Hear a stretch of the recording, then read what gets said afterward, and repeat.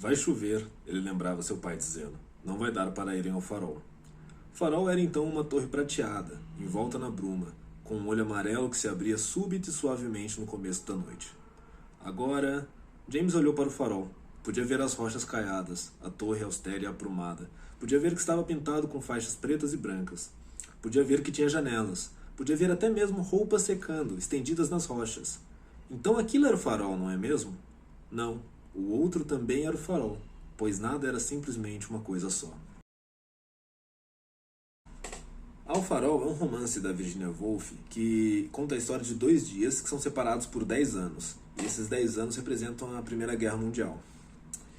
E essa narrativa ela já começa em média res. Ela começa no meio das coisas, ela começa com o trem andando. O primeiro parágrafo é o seguinte.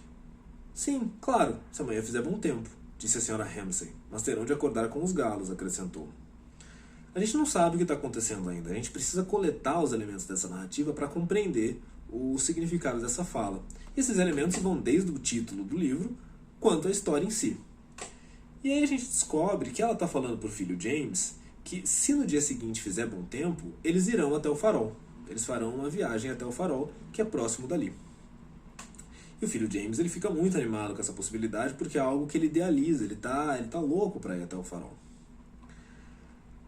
E dizer que se amanhã fizer bom tempo eles irão ao farol é a mesma coisa que dizer, de maneira inversa, que se não fizer bom tempo eles não poderão ir até o farol.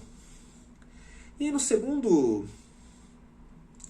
dia, que é a parte final do livro, a segunda metade, nessa parte final o James ele rememora um momento em que no passado, nesse mesmo dia em que a senhora Ramsay fala que se fizer bom tempo eles irão ao farol, o James vai rememorar o pai dizendo que não vai fazer bom tempo. O pai diz o seguinte, ele diz, vai chover, não vai dar para irem ao farol.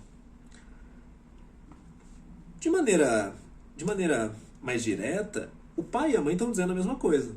Ela está dizendo que eles só irão ao farol se fizer bom tempo, e o pai está dizendo que eles não irão ao farol porque não vai fazer bom tempo. Mas para o James, essas frases têm significados totalmente distintos. E ele carrega em si um ódio enorme pelo pai. Ele se ressente do pai. Ele não gosta do pai. E parte desse ódio, ele nasce nessa sequência de falas do pai dizendo que vai chover no dia seguinte. Que no dia seguinte vai chover e eles não vão para o farol.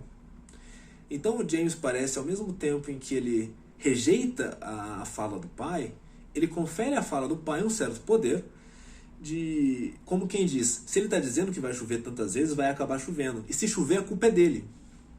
E por isso ele odeia o pai. E essa rememoração na parte final do livro ocorre justamente quando ele e o pai estão indo para o farol. E a senhora Ramsay já morreu.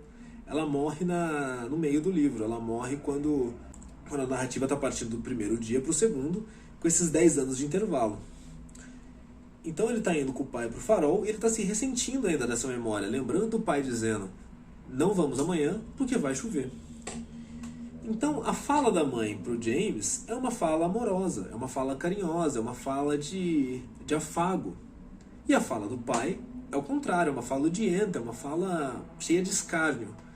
Mas por que é a mesma fala? A mesma fala em termos de sentido, né, que é havendo bom tempo será possível ir ao farol e não havendo bom tempo nós não iremos ao farol. Porque essa fala na boca da mãe e na boca do pai soam de maneira tão diferentes para o James? Bom, e a resposta é porque as palavras sozinhas, elas não significam nada. As palavras sozinhas, elas não têm significado. As palavras, eu penso nelas como se elas fossem uma espécie de cápsula. Uma cápsula de remédio. A cápsula do remédio, onde o remédio vem guardado, não é o remédio em si, mas ela é necessária para que o remédio seja transportado, para que o remédio seja ingerido. Mas a cápsula ela só vai ter realmente uma função quando ela é preenchida com um remédio, quando ela é preenchida com alguma substância. E a palavra funciona mais ou menos da mesma forma. Ela em si é vazia, a palavra é de ninguém, a palavra ela não tem dono. A palavra ela passa a ser viva, ela passa a ter sentido quando ela é falada, quando ela é escrita, quando ela é enunciada. É nesse momento em que nós preenchemos a palavra com significado.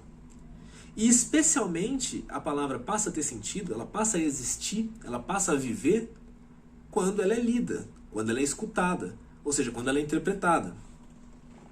Então a palavra, ela opera como uma forma vazia, que recebe significado quando ela é empregada numa situação dialógica, numa situação de diálogo.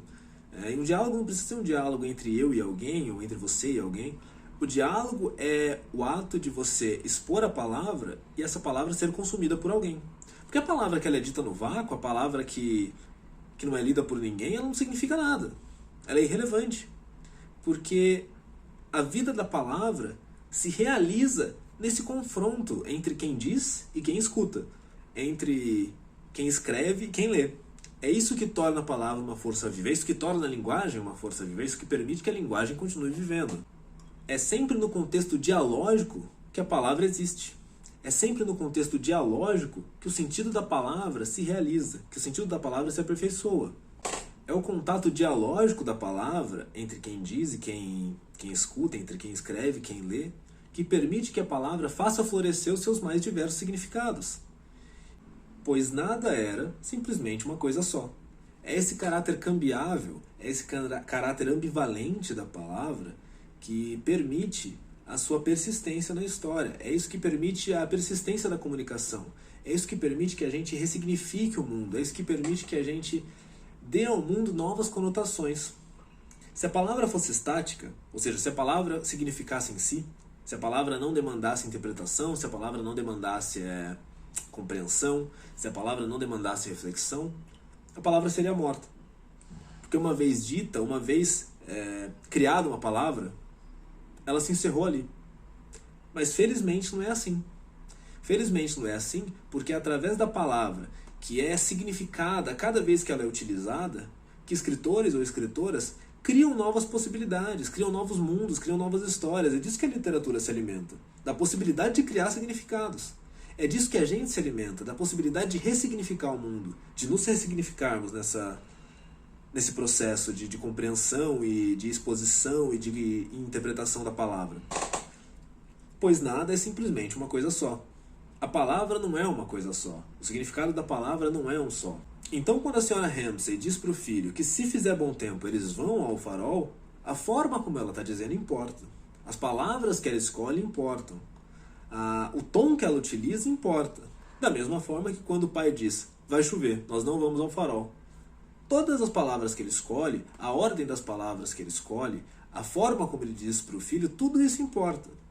E por isso James, em relação à mãe, tem uma atitude amorosa, em relação ao pai ele tem uma atitude de repulsa. Porque ele compreende esses enunciados, que podem parecer similares, de maneiras distintas, porque eles são distintos. Porque mesmo que as palavras se aproximem, as palavras também se distanciam. A ambivalência, a ambiguidade, as nuances que cada palavra carrega em si, são a matéria-prima da literatura. É o que propicia a criação de novos mundos, a criação de novas narrativas, a criação de novas histórias. É só isso que nos permite continuar criando. Pegar o que já existe e transformar algo novo em algo novo. Porque existem significados a serem explorados. Existem significados que ainda não foram compreendidos. E é esse um exercício contínuo de ressignificar tudo, ressignificar a nossa realidade, a nossa existência e ressignificar a própria linguagem, que é a nossa forma de contato com o mundo. Então, quando alguém diz, eu sou responsável pelo que eu falo, não pelo que os outros entendem, isso não é verdade.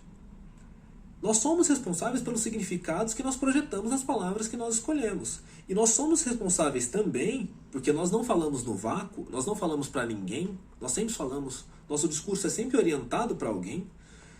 Nós somos responsáveis pela forma como o que nós dissemos é interpretado pelo outro.